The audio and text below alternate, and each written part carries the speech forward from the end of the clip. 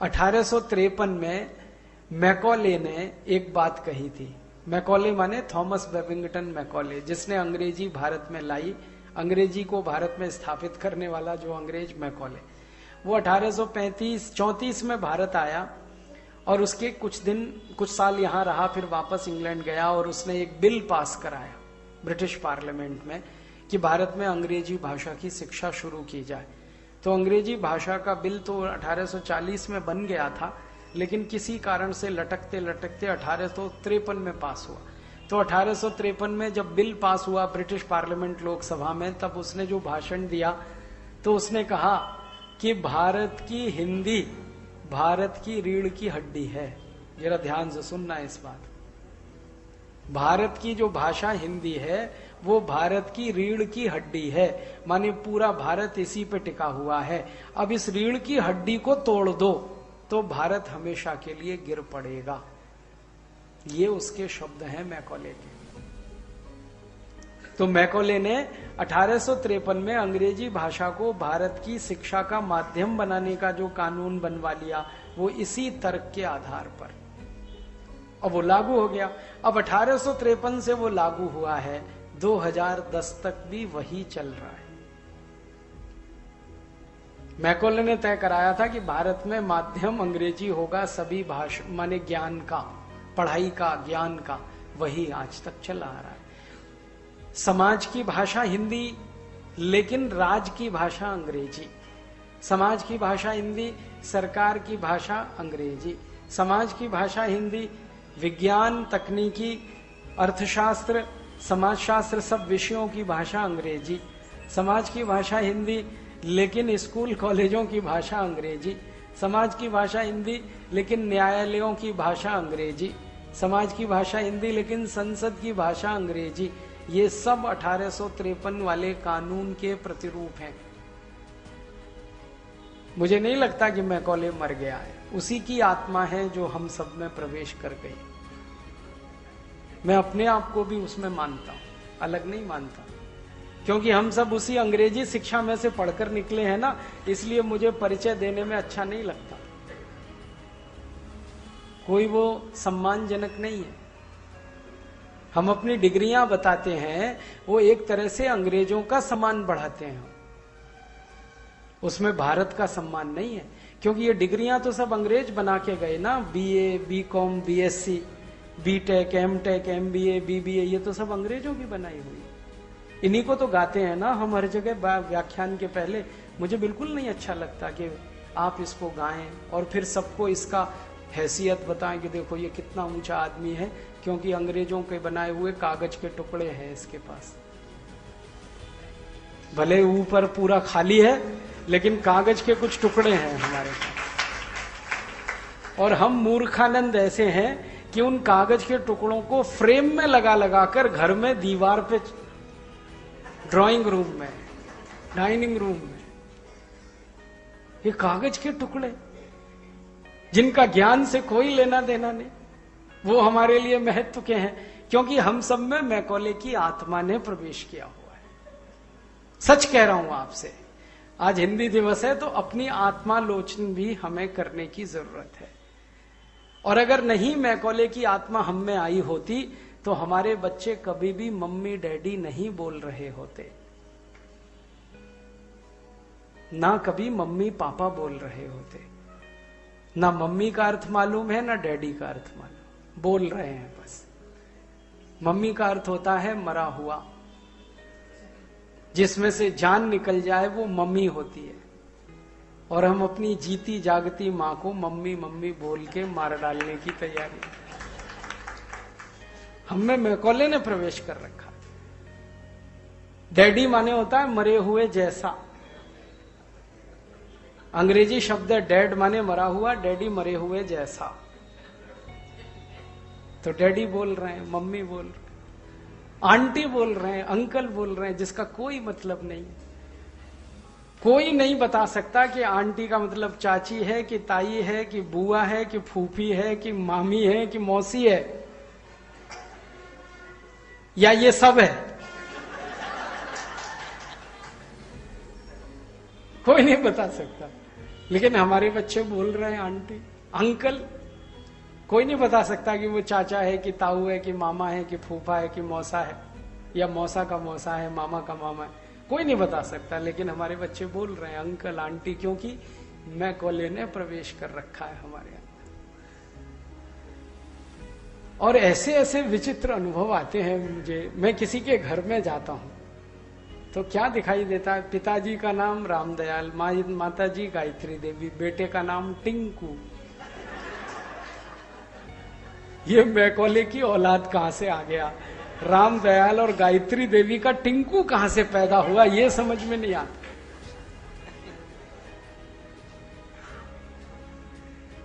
और अंग्रेजी डिक्शनरी अगर आप देखोगे तो टिंकू का अर्थ है आवारा लड़का। सच में अंग्रेजी डिक्शनरी में टिंकू का मतलब है आवारा लड़का, जो बाप की ना सुने, माँ की ना सुने, घर के बाहर रहे, वो टिंकू है। अब यहां रामदयाल और गायत्री देवी का आज्ञाकारी बेटा टिंकू हो गया। मैकॉले जिंदाबाद। ये है मैकॉले की आदत। हमारे घरों के बाहर नाम लिखे हुए हैं, क्या विचित्र विचित्र नाम है। ऐसे ऐसे नाम जो कभी हम सपने में न सोच सके। ये तो हुआ यही कि 64 साल में हम हिंदी से विमुख हुए, या हम हीन भावना में डूब गए। हमको हिंदी में अब कुछ ऐसा दिखता ही नहीं है कि गौरव कर सकें।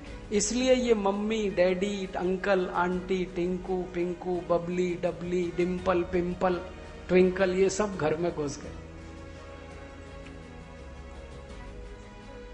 भले अर्थ नहीं मालूम ट्विंकल का क्या मतलब है, लेकिन घर की बेटी का नाम है ट्विंकल खन्ना।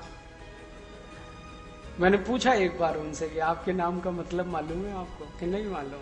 अम्मा ने रख दिया, पिताजी ने रख दिया, तो हो गया ट्विंकल खन्ना। डिम्पल किसी का, पिंपल किसी का, कुछ कुछ विचित्र विचित्र से नाम। डब्लू बबलू डॉली। डब्लू एक अंग्रेजी शब्द है, अक्षर है डब्लू, उसका नाम से क्या लेना देना। डब्लू जो है ना प्रॉपर नाउन नहीं हो सकता कभी भी, लेकिन हम विचित्र लोग डब्लू डब्लू बोल रहे। तो मुश्किल हमारे साथ क्या हुई, मुझे जो दुख है, अंग्रेजों ने हमारे साथ षड्यंत्र किया। अंग्रेजों के जाने के बाद हमारे ही अपने नेता जो अंग्रेजों के भगत थे, उन्होंने हमको धोखा दिया। लेकिन हमने भी अपने आप को बहुत धोखा दिया। हमने इतना धोखा दिया कि उन्होंने जो कुछ कह दिया उसको हमने कभी जांचा नहीं, परखा नहीं, देखा नहीं कि ये सच कह रहे हैं या झूठ कह रहे हैं। इन्होंने कह दिया जी हिंदी में विज्ञान नहीं पढ़ाया जा सकता, हमने मान लिया। उन्होंने कह दिया जी हिंदी में शब्द बहुत कम है, हमने मान लिया। उन्होंने कह दिया जी हिंदी तो मूर्खों की भाषा, गंवारों की, हमने मान लिया। अब ये जो हम किसी के कहने पर मानते चले गए और उसको जांच नहीं की, इससे बड़ी मूर्खता कुछ नहीं होती। बाहर वाला कोई आके कुछ कह दे और हम उसकी जांच परख ना करें, उस कहे हुए को ही सत्य मान लें, तो ये डूब जाने के बराबर होता है। हम 64 साल में ऐसे ही डूब गए। इसलिए हिंदी का महत्व, हिंदी का सम्मान, हिंदी का गौरव हमसे चला गया तो सरकार ने तो पहले से ही छोड़ रखा था। इसलिए कोई बड़ा आंदोलन नहीं खड़ा होता। कभी हुआ था एक बड़ा आंदोलन आर्य समाजियों के बदौलत, उनकी ताकत, लेकिन उसके बाद तो खत्म। लोहिया जी के जाने के बाद तो सन्नाटा है पूरे देश। हिंदी के लिए कोई आंदोलन नहीं खड़ा हुआ, और जो हो जाता तो ये दिन हमें नहीं देखना पड़ता। जो आज हम रो रहे हैं ना कि हिंदी हमारे संविधान की भाषा नहीं है, इसके लिए रोना अपने आप से भी है कि हमने चूंकि हिंदी को गिरा दिया अपने रोजमर्रा के जीवन में। जब हम उसे सम्मान नहीं देंगे तो दूसरों से आप कैसे अपेक्षा करेंगे कि वो सम्मान दे। तो आज मैं आपसे निवेदन करने आया कि इस हिंदी को अगर सच में आप ईमानदारी से चाहते हैं कि देश के संवैधानिक पद पर ये विराजमान हो, राष्ट्रभाषा ये बने, तो इसके लिए पहले इज्जत आपको इसकी बढ़ानी पड़ेगी, तब सरकार और दूसरे लोग इसकी इज्जत करना शुरू करें। आप इसकी बेइज्जती करते रहें और ये अपेक्षा करें कि सरकार कर देगी, ये नहीं होने वाला। आप पहले इसकी इज्जत शुरू करिए, आप इसका सम्मान शुरू करिए। और मैं फिर कह रहा हूं, किसी भी भाषा की सबसे बड़ी इज्जत और सबसे बड़ा सम्मान वो होता है जब हम भाषा को बार बार इस्तेमाल करते हैं और ज्यादा से ज्यादा उसको प्रयोग में लाते हैं। जितना ज्यादा प्रयोग आप हिंदी का करेंगे, जितना ज्यादा इस हिंदी का इस्तेमाल आप करेंगे अपने रोजमर्रा जीवन से लेकर अपने शोध प्रबंधों तक, उतना ही ज्यादा हिंदी का सम्मान बढ़ेगा। और आप में अगर इसका आत्म गौरव आया, हिंदी का सम्मान आपने बढ़ाया, तो सरकार से तो करवाई लेंगे, वो कौन सी बड़ी बात। सरकार तो कर देगी, बहुत मुश्किल नहीं है अब इस देश में। अब जमाना थोड़ा बदल गया है। कैसे बदल गया? कुछ ऐसा परिवर्तन आया पिछले 20 साल में कि हिंदी दक्षिण से लेकर उत्तर, पूरब से लेकर पश्चिम और भारत के बाहर अमेरिका, यूरोप और कई जगह फैल गई। 20 साल में ये परिवर्तन मैं देख रहा हूं। हिंदी का उपयोग बढ़ रहा है, भारत में ही नहीं, अमेरिका में। संयुक्त राष्ट्र महासभा में अब तक कुछ भाषाओं को विशेष दर्जा मिला हुआ है, जैसे फ्रेंच। संयुक्त राष्ट्र में फ्रेंच तो मूल भाषा है, अरबिक, अरबी भाषा, फिर चीनी, चीन वालों की भाषा, फिर स्पेनिश। तो ऐसे 5-6 भाषाओं को उन्होंने बहुत सम्मान दे रखा है संयुक्त राष्ट्र ने। अब संयुक्त राष्ट्र गंभीरता से सोच रहा है कि हिंदी को भी वही दर्जा मिले जो फ्रेंच को है, स्पेनिश को है, अरबी को है, चीनी को है, वो हिंदी को भी मिले। और संयुक्त राष्ट्र ने इस बार कहा भारत सरकार से कि आपकी भाषा को हम संयुक्त राष्ट्र की भाषा बनाना चाहते हैं, आप इस दिशा में थोड़ा प्रयास करें, हम भी आपका सहयोग करें।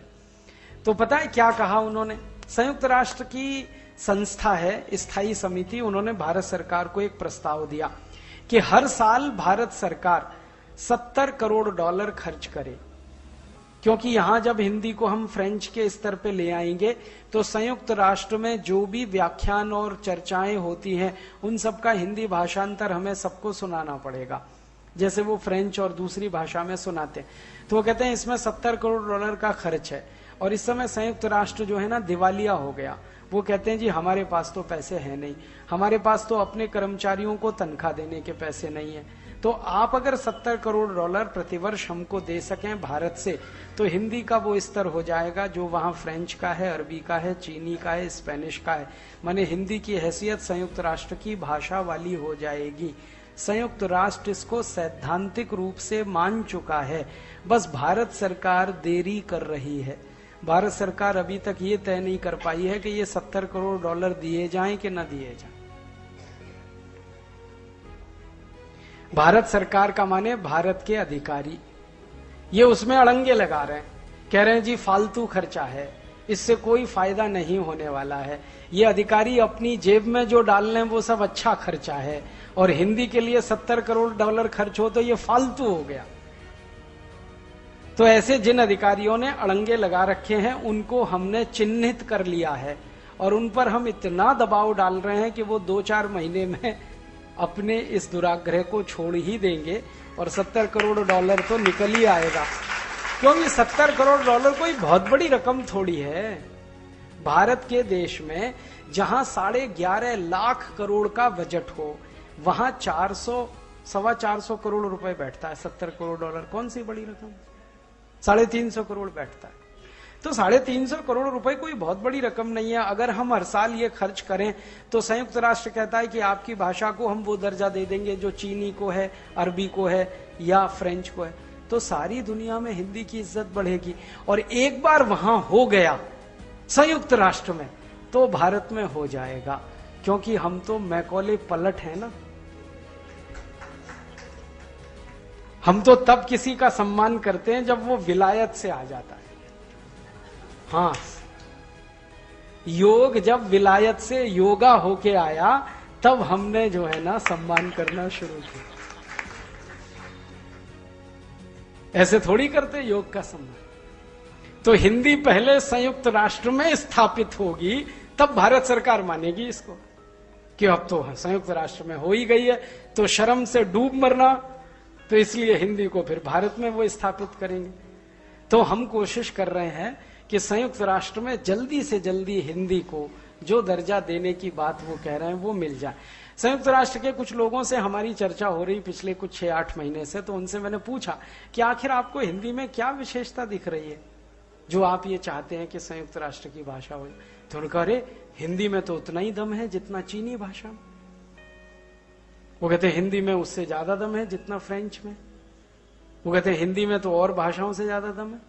वो कहते हैं फ्रेंच तो इतनी बोली और पढ़ी नहीं जाती पूरी दुनिया में, उससे ज्यादा तो हिंदी बोली और पढ़ी जाती। तो वो मानते हैं कि हिंदी में दम है, और उसका कारण वो मानते हैं कि हिंदी का संस्कृत से जुड़ाव। वो कहते हैं ये जो संस्कृत से आपका जुड़ाव है ये आपकी ताकत है। तो संयुक्त राष्ट्र ने अब ये मान लिया और दुनिया भी धीरे धीरे मान रही है। आपको मालूम है दुनिया में कई ऐसे बड़े टेलीविजन चलाने वाली कंपनियां हैं जिन्होंने अपने विशेष हिंदी चैनल शुरू किए पिछले 20 साल। एक तो सबसे बड़ा उदाहरण दूं, चीन जो भारत का धुर विरोधी है उसने हिंदी रेडियो शुरू किया, मालूम है आपको? और चीन का हिंदी रेडियो हमारे रेडियो से अच्छा और साफ सुनाई देता है पूरी दुनिया में, सुन के देख लो। कारण जानते हैं?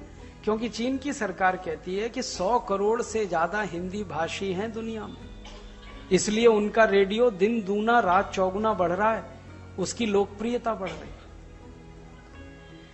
दुनिया की सबसे बड़ी ब्रिटिश ब्रॉडकास्टिंग कॉरपोरेशन संस्था अब तक हिंदी में समाचार देती थी दिन में 1 घंटे, माने पहले तो आधा घंटे आते थे फिर 1 घंटे हुए, अब पूरा हिंदी का एक चैनल ही शुरू कर रहे हैं। वो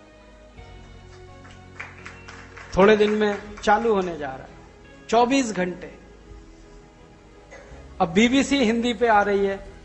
चीन ने हिंदी का रेडियो शुरू कर दिया।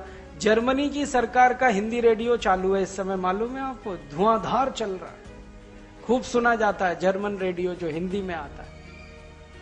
फ्रांस की सरकार तैयारी कर रही है हिंदी रेडियो शुरू करने की, स्पेन में तैयारी चल रही है। तो दुनिया भर के देशों में अब हिंदी के प्रति नजरिया बदल रहा है और उनको हिंदी 100 करोड़ लोगों की भाषा दिखाई दे रही है। और दुनिया के देशों को जोड़ें तो 120, तो 120 करोड़ लोगों की भाषा को कोई अनदेखा नहीं कर सकता, क्योंकि दुनिया के कई देश इसमें समा जाएंगे, इसलिए इसकी ताकत बहुत बड़ी है। और एक तीसरी बात यह हुई है कि हिंदी बोलने समझने जानने वालों का बाजार अब दुनिया में बहुत तेजी से बढ़ रहा है, और हिंदी बोलने जानने समझने वालों की क्रय शक्ति भी बहुत तेजी से बढ़ रही है। तो बहुत बड़ी संभावना है दुनिया की कंपनियों के लिए। तो बड़ी बड़ी कंपनियों ने अपने विज्ञापन हिंदी में शुरू कर दिए। ब्रिटेन की कई बड़ी कंपनियां हैं जो हिंदी विज्ञापन कर रही हैं आजकल। अमेरिका की कई बड़ी कंपनियां हिंदी विज्ञापन कर रही हैं, और उनको ये समझ में आ रहा है कि हिंदी विज्ञापन लोगों को उनका जल्दी समझ में आता है अंग्रेजी की तुलना में। तो कंपनियों को हिंदी की ताकत पता चल गई है, सरकारों को दुनिया में हिंदी की ताकत पता चल गई है। अर्थव्यवस्थाओं में जो हर समय काम में लगे रहने वाले अर्थशास्त्री हैं उनको हिंदी की ताकत का अंदाजा हो गया। दुनिया के अर्थशास्त्री कह रहे हैं कि खाली हिंदी भाषा के आधार पर भारत का आर्थिक मूल्यांकन किया जाए तो भारत 450 से 500 लाख करोड़ रुपए वाला देश है। ये अर्थशास्त्री अब मान रहे हैं। तो अर्थशास्त्र की भाषा में हिंदी मजबूत हो रही है, दुनिया के सरकारों की नजरों में हिंदी मजबूत हो रही है, संयुक्त राष्ट्र में हिंदी मजबूत हो रही है। क्यों? क्योंकि हिंदी बोलने वालों की संख्या धीरे धीरे लगातार बढ़ रही है। बस आपसे मेरा इतना ही निवेदन है कि ये दुनिया में जब हिंदी समर्थक और हिंदी सहयोगी बढ़ रहे हैं तो आप थोड़ा हिंदी का ज्यादा सम्मान और ज्यादा इज्जत करना शुरू कर दो, तो ये सब काम पक्का हो जाएगा। ये नहीं होना चाहिए कि दिया तले अंधेरा। दुनिया भर में हिंदी सीखने समझने वालों की संख्या बढ़े, सरकारें करोड़ों डॉलर का बजट उस पे लगाएं। जर्मनी की सरकार ने तो विशेष संस्थान बनाना शुरू कर दिया, अरबों डॉलर का बजट है कि जो हिंदी सीखे और सिखाएं, संस्कृत सीखें और सिखाएं। और यहां जब हैदराबाद आऊं तो एयरपोर्ट से लेकर शहर तक हर जगह पढ़ने को मिलता है 15 दिन में अंग्रेजी सीखिए, 30 दिन में अंग्रेजी सीखिए। शर्म आती है। यहां बोर्ड मिलने चाहिए 30 दिन में तेलुगु सीखिए, या 2 महीने में तेलुगु सीखिए, या 4 महीने में और अच्छी तेलुगु सीखिए, संस्कृत निष्ठ तेलुगु सीखिए, साहित्यिक तेलुगु सीखिए, ऐसे बोर्ड लगे हों यहां। या हिंदी सीखिए। क्यों अंग्रेजी सिखाने वाले कहां से पैदा हो गए हैदराबाद में? यही है मैकॉले की आत्माएं।